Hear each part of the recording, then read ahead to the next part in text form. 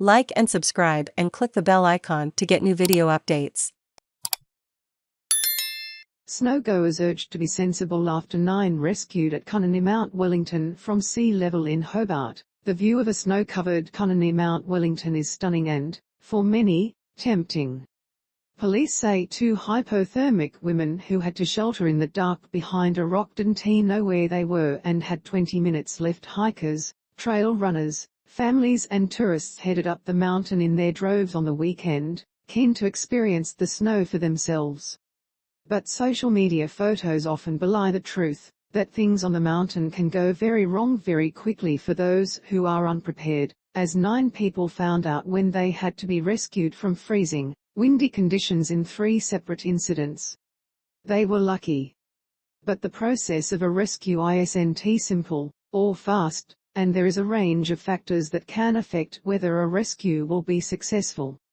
What happens when someone needs to be rescued?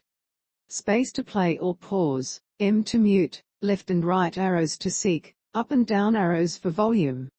Unlike a search and rescue situation in the wilderness where someone might set off a personal locator beacon, police were actually able to communicate with the people on the mountain at the weekend, as they all had phone reception. Senior Constable Callum Herbert said that made the job a lot easier. "Where are they?" is the first question we usually ask, and if they don't know, we have to try and figure that out, he said. He said sometimes getting people to describe their location is enough for police with local knowledge to figure out where they are. Sometimes people have emergency location apps that allow them to send their latitude and longitude, or GPS location, to police. We also have an ability to send you a text message with a link to it, and if you click on that link, that will show us exactly where you are, using a specialized search and rescue program, Senior Constable Herbert said. 2 of the people rescued at the weekend were disoriented and sheltering behind a rock in a blizzard when they called police after dark. They didn't know where they were instructed to stay in the shelter they had, behind the rock, and we launched the rescue from there, Senior Constable Herbert said.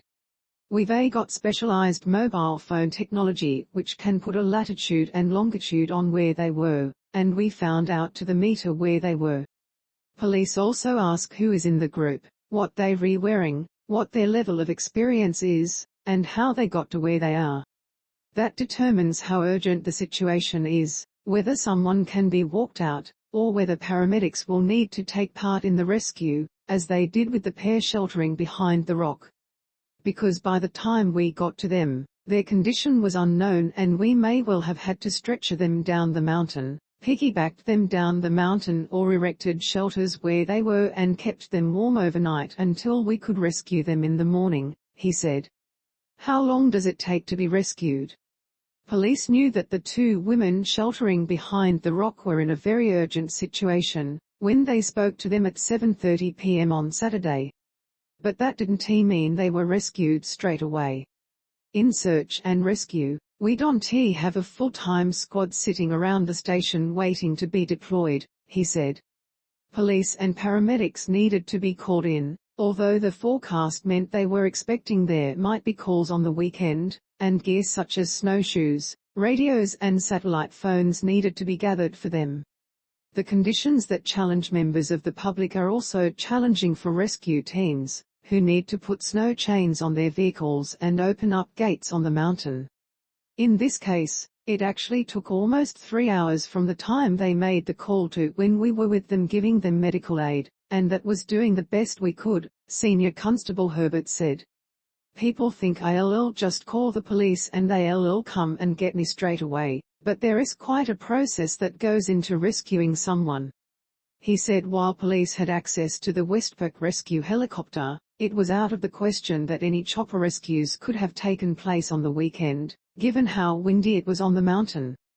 Hypothermia risks, they may well have perished. Senior Constable Herbert said people often underestimated what sort of clothing they would need for mountain conditions, with some people sporting shorts and sandshoes rather than weatherproof pants and hiking boots.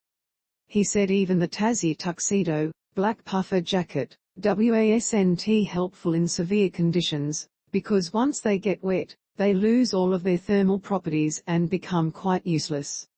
Apart from getting lost or injured, one of the biggest risks to unprepared hikers and trail runners is hypothermia. Senior Constable Herbert said people usually started shaking if they